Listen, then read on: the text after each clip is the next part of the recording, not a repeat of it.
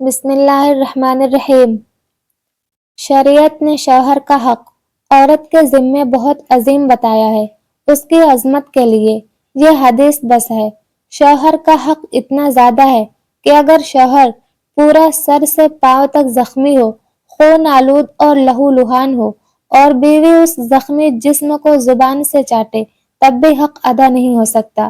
اس حدیث پر غور کیجیے کہ شوہر کی خدمت کے پہلو کو کس طرح اجاگر کیا جا رہا ہے اور عورت کو کتنی مؤثر تعلیم و تلقین فرمائی جا رہی ہے۔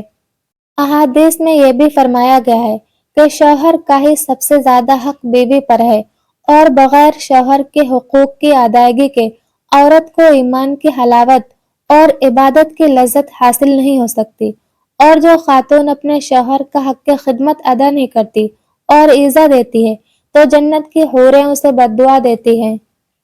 ایک حدیث میں صراحت کے ساتھ ارشاد ہے، اللہ ایسی عورت کی طرف نگاہ رحمت نہیں فرماتا جو شوہر کی شکر گزار نہ ہو جبکہ وہ کسی وقت بھی شوہر سے بے نیاز نہیں ہو سکتی۔ ایک عورت آپ صلی اللہ علیہ وسلم کی خدمت میں آئی۔ آپ صلی اللہ علیہ وسلم نے ان سے دریافت کیا، کیا تم شادی شدہ ہو؟ انہوں نے جواب دیا ہاں۔ آپ صلی اللہ علیہ وسلم نے فرمایا کہ شوہر کے ساتھ تمہارا سلوک کیسا ہے؟ انہوں نے کہا مجھے اس کی پرواہ نہیں ہے۔ آپ صلی اللہ علیہ وسلم نے فرمایا یہ کیا بات ہوئی؟ یاد رکھو کہ شوہر تمہارے لیے جنت ہے یا جہنم ہے، یعنی اس کو راضی رکھو گی تو جنت ملے گی ورنہ جہنم کی مستحق ہوگی۔ ایک حدیث میں ارشاد ہے، جو عورت 5 وقتہ نمازوں اور رمضان کے روزوں کی پابند ہو، شرمگاہ کی حفاظت کرے اور شوہر کی اطاعت کرے، اس سے روز قیامت کہا جائے گا جنت میں جس دروازے سے چاہو داخل ہو جاؤ۔ اسی طرح ایک حدیث میں فرما بردار بیویوں کے لیے ہوا میں پرندوں کے، دریا میں مچھلیوں کے، جنگلوں میں درندوں کے اور آسمانوں میں فرشتوں کے استغفار کا ذکر آیا ہے، اور شوہر کی اجازت کے بغیر گھر سے باہر نکلنے پر وعید آئی ہے۔ یہ بھی یاد رہنا چاہیے کہ بیوی کے ذمے شوہر کی اطاعت انہی کاموں میں ضروری ہے جو معصیت نہ ہو۔ اگر شوہر معصیت اور اللہ کی نافرمانی کا حکم کرے تو پھر اس کی اطاعت جائز نہیں ہے۔ ایک حدیث میں ہے کہ خدمت نبوی میں ایک عورت آئی اور کہنے لگی کہ میری بیٹی کے سر کے بال چیچک کی وجہ سے گر گئے ہیں۔ اس کا شوہر یہ کہتا ہے کہ میں اس کے بالوں میں دوسرے بال جوڑ دوں۔ آپ صلی اللہ علیہ وسلم نے فرمایا نہیں، بال جوڑنے والیوں پر لعنت کی گئی ہے۔ بیوی کی یہ بھی ذمہ داری ہے کہ ہر وقت اپنے شوہر کو خوش رکھنے کی فکر کرے اور اپنے ہر گفتار و رفتار، قول و عمل، سیرت و کردار اور نقل و حرکت سے شوہر کو راضی رکھنے کی فکر کرے اور اس کو ناراض کرنے والے کاموں اور باتوں سے گریز کرے۔ عائلی زندگی کا استحکام اور حسن اسی سے وابستہ ہے۔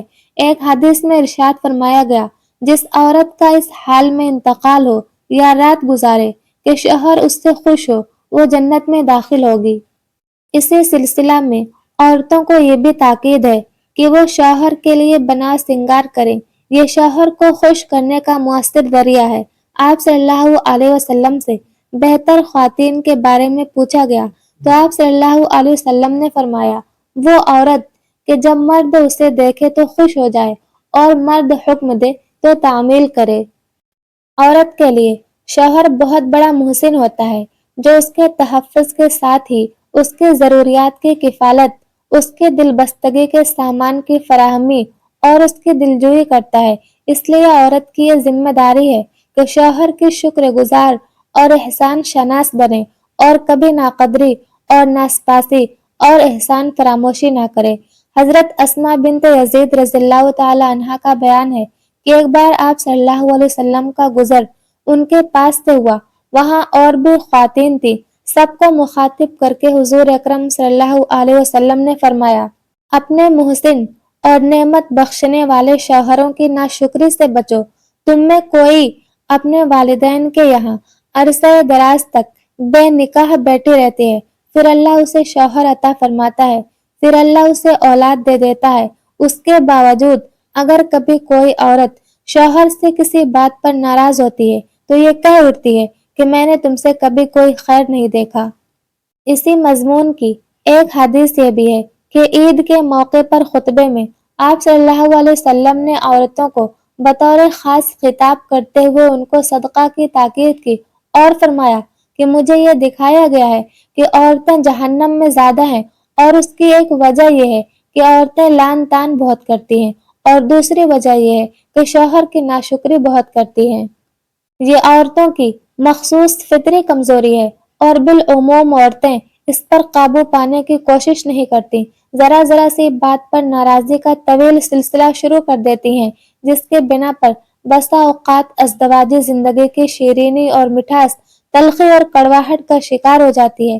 ایک حدیث میں صراحت کے ساتھ ارشاد ہے، اللہ ایسی عورت کی طرف نگاہ رحمت نہیں فرماتا جو شوہر کی شکر گزار نہ ہو، جبکہ وہ کسی وقت بھی شوہر سے بے نیاز نہیں ہو سکتی۔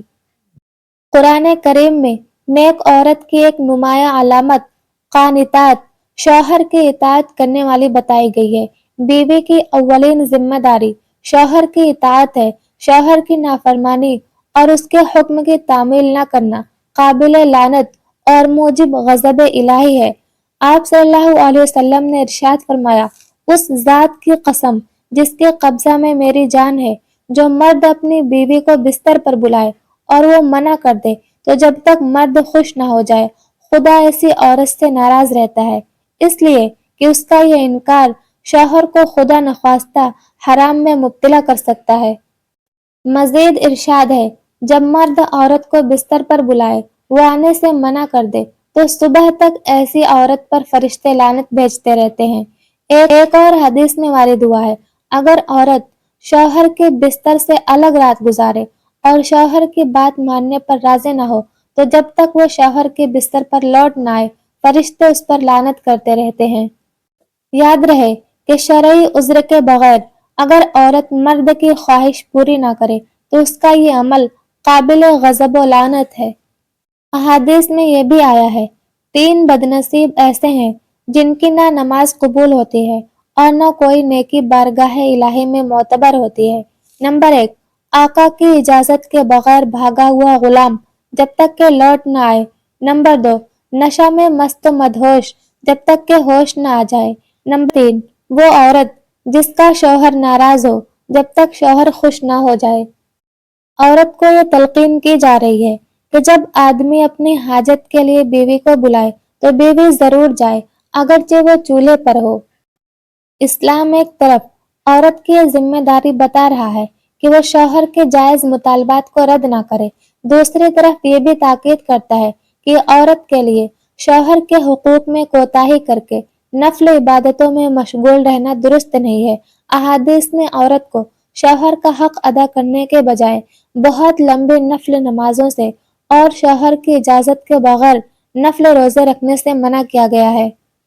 آپ صلی اللہ علیہ وسلم نے ارشاد فرمایا، شوہر کی موجودگی میں اس کی اجازت کے بغیر عورت روزہ نہ رکھے۔